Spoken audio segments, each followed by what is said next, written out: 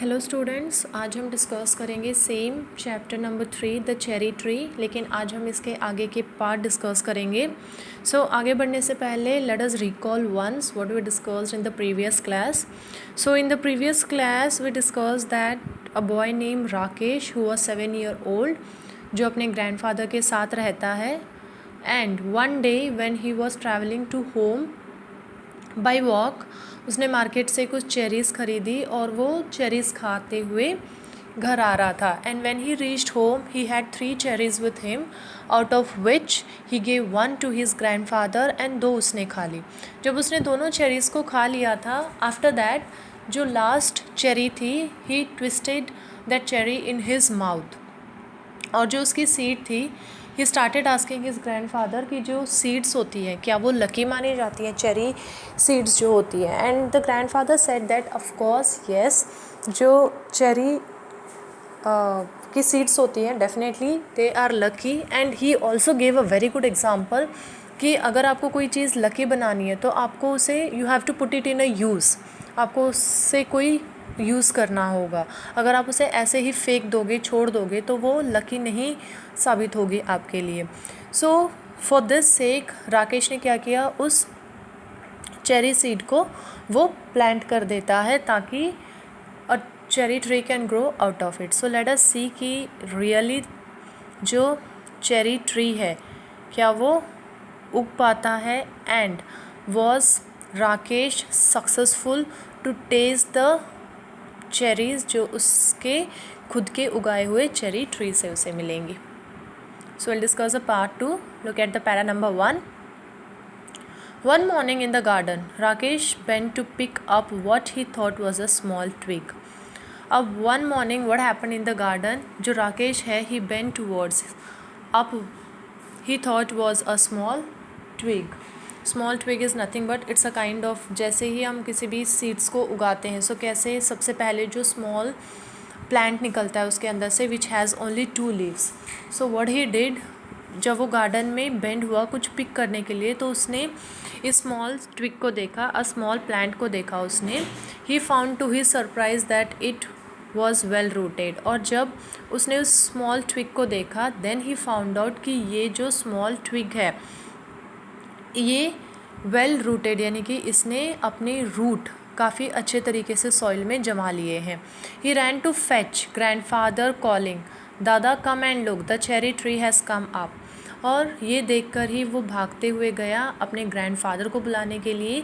And फिर वो अपने ग्रैंडफादर को शो करता है कि ग्रैंडफादर लुक, जो चेरी ट्री है, जो सीड्स हमने उगाई थी यहाँ पे, अब वो चेरी ट्री बाहर आ रहा है। What cherry tree asked grandfather, but the grandfather he has completely forgotten about the cherry seed, और वो राकेश से क्वेश्चनिंग करते हैं कि कौन सा cherry tree.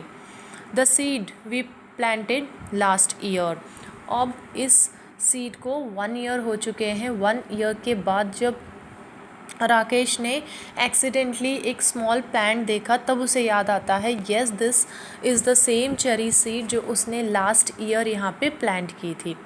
They both bent down and peered at the tiny tree. Yes it's cherry tree, said grandfather, you should water it now and then. And both the grandfather and the grandson, वो नीचे bend होते हैं to look at the small, very small, tiny cherry tree. And the grandfather said yes, ये वही cherry tree है, और वो राकेश को एडवाइस भी देते हैं कि नाउ जब ये सॉइल से बाहर आ गया है, you have to water it, तुम्हें इसे रोज़ पानी देना होगा। Rakesh went indoor and came back with a watering can. अब ये सुनते ही जो राकेश है, ही वेंट इंडोर्स, वो घर के अंदर गया, एंड वाटरिंग कैन लेकर बाहर आता है। अगर आपको नहीं पता है वाटरिंग कैन कैसी होती है, you can see in the picture the small boy, उसके साइड में जो वाटरिंग कैन रखी हुई है, जो यूजली प्लांट्स को पानी देने के काम आती है। Don't drawn it, said grandfather laughing. अब जो ग्रैंडफादर हैं, ही सेड लाफिंगली, वो राकेश से ये कहते हैं कि मैंने सिर्फ पानी स्प्रिंकल करने के लिए कहा है, तुम इतना पानी मत डाल देना कि जो प्लांट है वो पानी में बह जाए। Rakesh gave it a sprinkling and circled it with the pebble. So according to the grandfather advice, जो राकेश है उसने सिर्फ और सिर्फ स्प्रिंकल यानी कि जैसे हम छींटे मारते हैं, आप लोगों ने देखा होगा the farmer they use the sprinklers, वो फील्ड में पानी लगाने के काम आता है। इन द सेम वे इसने सिर्फ और सिर्फ स्प्रिंकल किया उसके ऊपर और उसके आसपास उसे पेबल्स यानी कि पत्थर से एक बाउंड्री बना दी उसकी। What are pebbles for, grandfather asked. By looking at Rakesh this action, grandfather उससे पूछते हैं कि तुम इसे पेबल्स यानी कि स्टोन से कवर क्यों कर रहे हो, क्यों इसके सराउंडिंग पेबल से बाउंड्रीज बना रहे हो। For privacy, Rakesh said. Privacy का मतलब है कि जैसे हम कई बार ये कहते हैं हम अपने रूम को प्राइवेट मानते हैं, हम कभी नहीं चाहते कि हमारे रूम के अंदर कोई भी स्ट्रेंजर आए, हम कहते हैं ये हमारी प्राइवेसी है, हमारी प्राइवेट जगह है, आप यहाँ पे नहीं आ सकते। सो प्राइवेसी का मतलब होता है कि किसी भी स्ट्रेंजर का आना या फिर उस जगह पे आना पसंद ना हो, कोई पसंद ना करता हो कि उसे किसी चीज़ में डिस्टर्ब किया जाए। तो वो ये कहता है मैंने इस चेरी प्लांट के सराउंडिंग पेबल्स की बाउंड्री इसीलिए बनाई है ताकि इसकी प्राइवेसी रहे, ताकि ये प्रोटेक्टेड रहे, कोई भी इससे नुकसान ना पहुंचा सके। That year the monsoon rain come early, ferns sprang from the trunk of tree and the tree dripped as the mist came curling upon the valley. The cherry tree grew quickly in the season. So basically the best season जिसमें जो cherry tree है वो बहुत जल्दी grow होते हैं was a monsoon rain. So in the monsoon is the best season for the cherry tree to grow quickly. And जैसे ही monsoon आया, the first rain of the monsoon, at that time जो ferns होते हैं, ferns is nothing but what we call it's a flowerless plant जिसकी एक long stem होती है and feather like leaves होती है। सो अब जो फर्न्स थे basically it sprang from the trunk of trees and the tree dripped as the mist came curling upon the valley. Here during the rainy season it's mist is nothing but it's जैसे हमारे यहाँ winter season में पूरा fog लगता है, in the same way जो trees हैं even they are fully covered with the mist, and this is the best season. The cherry tree is started to grow quickly in this season. It was about 2 feet high when a goat entered the garden and ate all the leaves. Only the main stem and the 2 thin branches remained. But जैसे ही जो cherry tree है वो 2 feet लंबा होता है, एक दिन अ गोट entered the garden and उसने उस चेरी ट्री की सारी लीव्स जो हैं it at it of, and अब सिर्फ और सिर्फ उसकी स्टेम बची थी और 2 थिन बहुत ही पतली branches. Never mind said grandfather seeing that Rakesh was upset, it will grow again, cherry trees are tough. अब ग्रैंडफादर जो हैं वो राकेश को अपसेट देखकर ये कहते हैं कि डोंट बी अपसेट, जो चेरी ट्री है वो दोबारा से ग्रो हो जाएगा, क्योंकि चेरी ट्रीज़ जो होते हैं वो बहुत टफ़ होते हैं, अगर उनकी लीव्स या टूट भी जाती हैं या अगर हम उसके ब्रांचेस भी कट हो गए हैं तो नॉट टू वरी अबाउट, ये दोबारा से ग्रो हो जाएगा। Towards the end of the rainy season new leaves appeared on the tree, then a woman cutting grass came down the hill side. अब at the end of the rainy towards the end of the rainy season जो cherry plant था जो grow हो रहा था उस पर new leaves आनी स्टार्ट हो जाती हैं, इवन जो ट्रीज़ हैं उन पे भी न्यू लीव्स आनी स्टार्ट हो गई। बट सडनली अब जैसे जो चेरी ट्री है सबसे पहले उस पर गोट ने अटैक किया था, it at all it's leave, and second attack उस पर एक वुमेन ने किया जो हिल साइड से ग्रास कट करते हुए आ रही थी, एंड हर स्काइट का मतलब होता है एक शार्प टूल होता है बेसिकली, जिसके ऊपर कई बार आपने ये देखा होगा कि जब भी अगर आपके घर पे गार्डन है तो आपने ये देखा होगा कि गार्डन कट करने के लिए एक सीज़र टाइप का टूल हम यूज़ करते हैं एक बड़ा, तो that is called as scythe. अब जो वुमेन है वो हिल साइड से ग्रास कट कर रही थी with the tool, swishing through the heavy monsoon foliage. She did not try to avoid the tree. One swept and the cherry tree was cut in two. अब जो women है while she was cutting the grass, वो इतनी flow में थी कि उसने जो चेरी ट्री था उस पर भी बिल्कुल भी ध्यान नहीं दिया कि यहाँ पे एक चेरी प्लांट भी हो सकता है, और जैसे वो बाकी के ग्रासेस को कट कर रही थी इन द सेम वे एक ही स्विप में उसने उस चेरी ट्री के 2 पार्ट कर दिए। It means the tool was such sharp tool, कि जैसे ही उस वुमेन ने उस चेरी ट्री को, उस चेरी प्लांट को भी एक नॉर्मल ग्रास समझ के काटा तो उसके अब 2 पीसेस हो चुके थे, यानी कि जो चेरी ट्री है अब वो 2 हिस्सों में कट चुका है। When grandfather saw what had happened, he went after the woman and scolded her, but the damage could not be repaired. जब grandfather को पता चला कि क्या नुकसान हुआ है, at that time वो उस woman के पीछे भी गए, he scolded him, उसे डांट लगाई, but डांट लगाने का कोई फ़ायदा नहीं हुआ, क्योंकि जो ऑलरेडी डैमेज नुकसान हो चुका था चेरी ट्री का, वो डांट लगाने से अब ठीक नहीं हो सकता था। Maybe it will die now, Rakesh said. Now the Rakesh he become very sad. जो इतनी मेहनत से उसने उस चेरी ट्री को प्लांट किया था, अब उसे ये लग रहा था yes it is going to die, अब ये चेरी ट्री दोबारा से नहीं ग्रो हो पाएगा, ये मर जाएगा।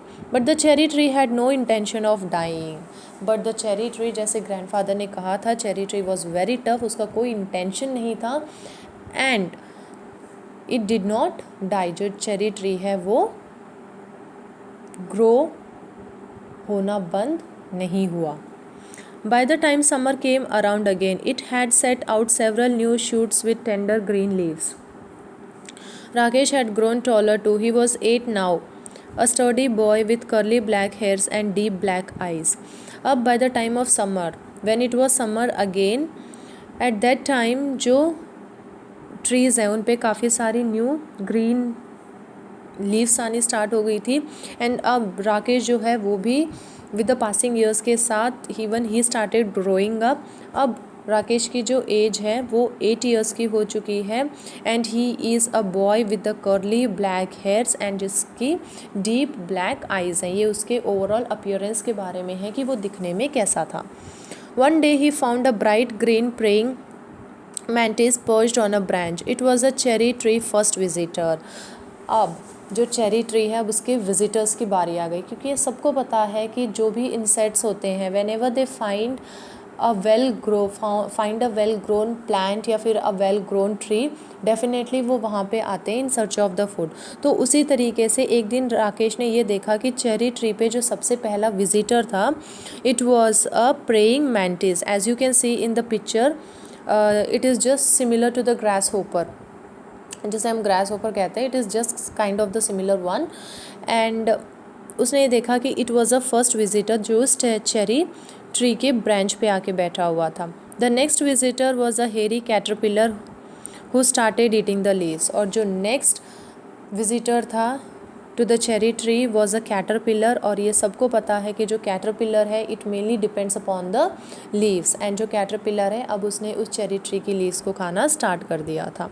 Rakesh removed it quickly and dropped it on a heap of dry grasses, but when the Rakesh found कि जो कैटरपिलर है वो उसके प्लांट किए हुए चेरी ट्री की लीव्स खा रहा है, तो वो डर गया कि कहीं इस बार भी जस्ट बिकॉज ऑफ द जो चेरी ट्री है कहीं उसे कोई नुकसान ना हो जाए। तो उसने क्या किया, ही रिमूव्ड द कैटरपिलर, बहुत ही जल्दी उसने उस कैटरपिलर को वहाँ से रिमूव कर दिया और नीचे जहाँ पे ड्राई लीव्स थी वहाँ पे ड्रॉप कर दिया। Come back when you are a butterfly he said, and उसने ये कहा कि तुम वापस इस चेरी ट्री पे तब आ सकते हो when you will become a butterfly, तब तक ये जो नीचे ड्राई लीव्स हैं तुम इन्हें इंजॉय कर सकते हो। Winter come early. The cherry tree bent low with the weight of snow. Then in February it was Rakesh's birthday. Now after the summer season it was a time for the winter season, and जब winter season आया cherry tree जो है वो नीचे की तरफ bend हो गया था। Why? Because अब चेरी ट्री के ऊपर स्नो गिरी हुई थी, and with the weight of the snow के वेट के कारण ही वो नीचे की तरफ बेंड हो गया था। And it was a Rakesh birthday in the month of Feb. He was 9 and the tree was 3, but it was almost as tall as Rakesh. And now you can just see one thing here कि both the Rakesh and the cherry tree they are growing together. दोनों जो हैं वो grow हो रहे थे एक साथ। अब एक तरफ जब राकेश की एज 9 ईयर की थी, in the same way the cherry tree was almost as tall as Rakesh. One morning when the sun came out, grandfather went into the garden. And winter season में हर किसी को पता है कि जब भी धूप निकलती है हर किसी को धूप में बैठना पसंद है। So one fine morning when the sun came out when it was a bright sunny day, तो ग्रैंडफादर जो है वो गार्डन में आते हैं. He stayed at the cherry tree and then called out, Rakesh, come and look. Rakesh and grandfather gazed at the tree. वो बाहर आए और फिर उन्होंने काफ़ी देर चेरी ट्री की तरफ देखा और फिर वो राकेश को बुलाते हैं कि Rakesh come out and look, बाहर आओ और देखो. उसके बाद Rakesh and the grandfather they started looking at the cherry tree. There was a pale pink blossom at the end of the branches and now it was a time जब cherry tree पे flowers आने start हो गए थे and that too the pale pink colour.